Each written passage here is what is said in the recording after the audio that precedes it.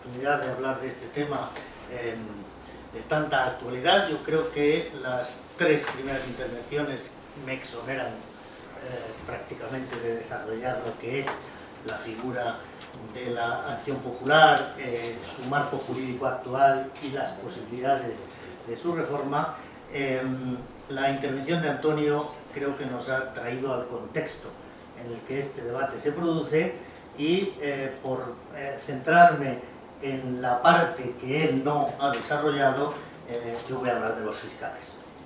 de cómo tenemos el Ministerio Fiscal. Yo soy abogado en ejercicio, pero he sido fiscal muchos años y conozco un poco la institución. Bien, basta reiterar, creo yo, Pablo lo ha dicho muy sintéticamente al principio, cómo la acción popular es una institución que está en la Constitución, que establece uno de los mecanismos, el otro es el jurado y el otro es el Tribunal de las Aguas de Valencia y los tribunales tradicionales, por el que los ciudadanos podemos participar en la administración de justicia. La acción popular, por lo tanto, es muy importante y así como se ha prestado, como cualquier institución jurídica puede prestarse al abuso, hay mecanismos correctores.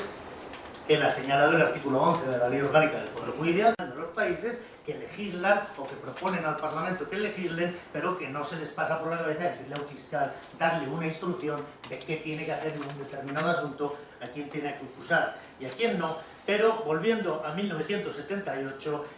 en nuestra Constitución se nos dijo que el Ministerio Fiscal tenía que hacer lo mismo, promover la legalidad, el interés público ante los tribunales de justicia bajo la dirección del Fiscal General del Estado, y a este le nombraba el gobierno. Esa indefinición no quedaba claro, así como sí quedaba claro que los jueces eran independientes, porque así lo sancionaba expresamente el artículo 117 de la Constitución,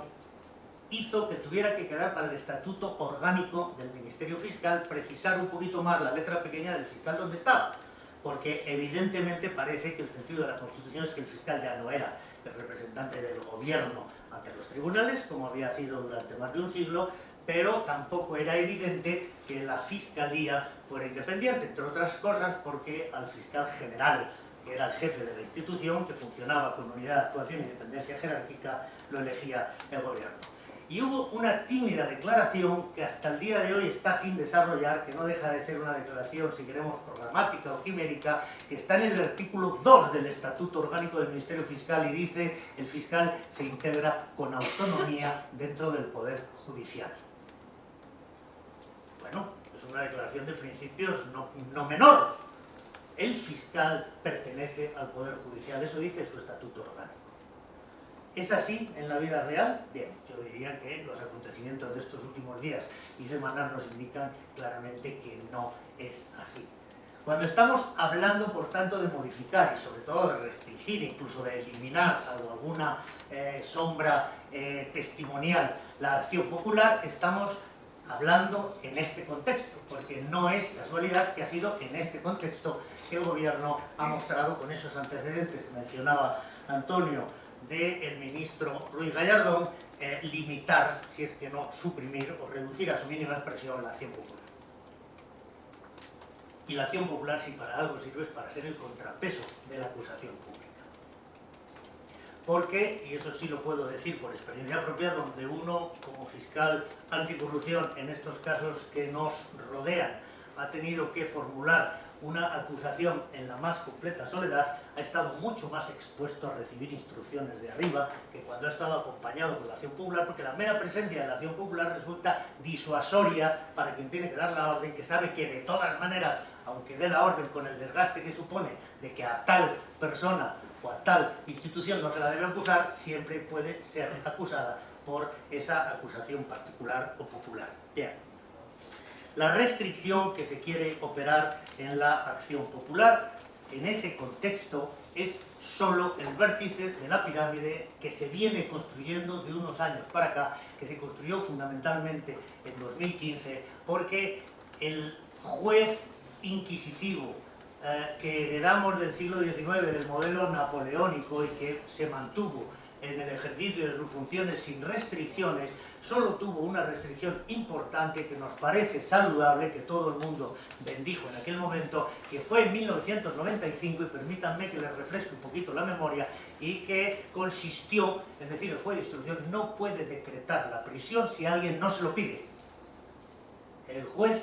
puede decretar la prisión preventiva de los inculpados, de los imputados de entonces, investigados de hoy, solo si alguna de las acusaciones dice todavía la ley de enjuiciamiento criminal, quiere decir la acusación pública del Ministerio Fiscal, la acusación particular del perjudicado o la acusación popular personal de la causa, se lo pide.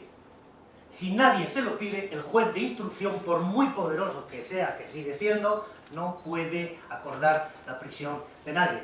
Y recordarán que esa reforma se produjo prácticamente por unanimidad después de que un juez de Barcelona, que finalmente resultó procesado y condenado, se dedicase durante varios meses o años hasta que le ascendieron a vocal del Consejo General del Poder Judicial, cosa curiosa, a meter en prisión a los empresarios que a él le parecía, de conformidad con un abogado que pedía unas cantidades y que si no eran satisfechas, pues ese señor dormía con o sin merecimiento en la cárcel Modelo. Bien, esa es la única restricción y, como digo, parece que es razonable porque el poder del juez de instrucción en un Estado de Derecho no puede ser omnímodo, pero en todo caso se produjo equiparando a las 3 posibles acusaciones que reconoce nuestro derecho. Sin embargo, en 2015, en ese contexto en el que también ha sido mencionado, se ha restringido ya la posibilidad de que la acusación popular dirija procedimientos de jurisdicción universal.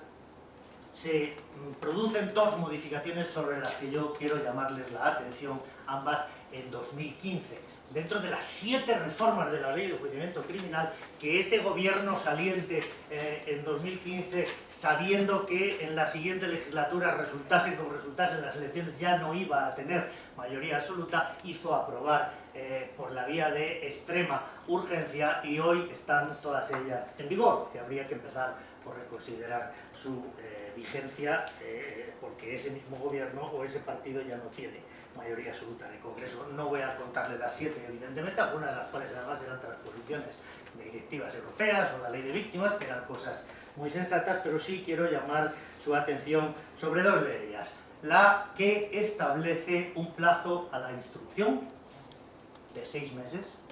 que es prorrogable solo a instancia del Ministerio Fiscal, ya no de la acusación particular, ya no de la acusación popular, diciéndosenos, como dijo públicamente el ministro, bueno, son 180 días, el plazo de instrucción en España como media es de 205 días, se trata de que se den un poco más de prisa, y si no les da tiempo, pues ya estará el fiscal para pedir la prórroga de la prisión preventiva. Hombre, si sacas una media aritmética de las alcoholemias, que son juicios rápidos, y la Gürtel y la Púnica, puede ser que te salgan 205 días, pero si coges cualquiera de las causas de corrupción, es seguro, todo el mundo sabemos que es imposible instruirlas en 180 días. Si tú impides que las demás acusaciones pidan la prórroga, tú estás restringiendo esa facultad al Ministerio Fiscal. Ministerio Fiscal, que todos sabemos el nivel de independencia efectiva del que disfruta, porque hemos tenido sobrados ejemplos, pero que en todo caso viene a ser parte de una tendencia que en realidad tiene más de 20 años. El último juzgado central de instrucción en la Audiencia Nacional se creó en 1995. Cuando Garzón volvió de la política y hubo que crear el juzgado número 6 a García Castellón, ¿se acuerdan? En aquellos tiempos del Cuplé se creó el último juzgado. Desde entonces no hay más jueces centrales de instrucción, hay 6, mientras que el número de fiscales, entre los fiscales de la Audiencia Nacional, los anticorrupción y los de la antidroga, se han más que cuadruplicado. Entonces, ¿por qué se incrementan tanto las plantillas de fiscales y no se incrementan las de jueces? Siendo que además en materia de jueces estamos por debajo más o menos de la mitad de la media de la Unión Europea. Bueno, pues porque los jueces son independientes y los fiscales no lo son. Porque aunque desde 2013 el Consejo de Europa nos ha dicho que regulemos expresamente y con transparencia los procedimientos por los cuales el gobierno puede instar del fiscal general del Estado la actuación en un determinado procedimiento, seguimos sin cumplir con esa recomendación, y porque finalmente la otra llave de la investigación penal en los procesos modernos del siglo XXI, que es la investigación tecnológica, ha sido también hurtada de la acusación particular y de la acusación popular con esa otra reforma de 2015, que establece que las intervenciones de las comunicaciones telefónicas, telemáticas, el registro de los dispositivos de almacenamiento masivo, el famoso pendrive de correa, solo pueden ser registrados a instancia del fiscal o de las fuerzas y cuerpos de seguridad del Estado. Ese es el contexto en el que se quiere restringir la acción popular, y yo digo como Antonio, yo creo que como el sentir de todas las personas sensatas, con la epidemia de corrupción que tenemos, que no se quiera luchar contra la corrupción, sino que se quieran restringir las facultades de investigación de la corrupción, es algo que los ciudadanos no debemos consentir. Yo apelo también, como él, a la sociedad civil, y yo creo que, por desgracia, nosotros creímos en 1978 que ya estaba hecho todo el trabajo, que éramos ciudadanos europeos democráticos y que nos podíamos limitar a votar una vez cada 4 años. La realidad que nos ha demostrado el panorama que tenemos delante es que eso no es así, que eso puede ser así si eres suizo o sueco o danés, pero si eres español tienes que hacer algo entre esos 4 años y los siguientes 4 años, porque si no, no van a quedar recursos públicos para atender las necesidades básicas. Muchas gracias.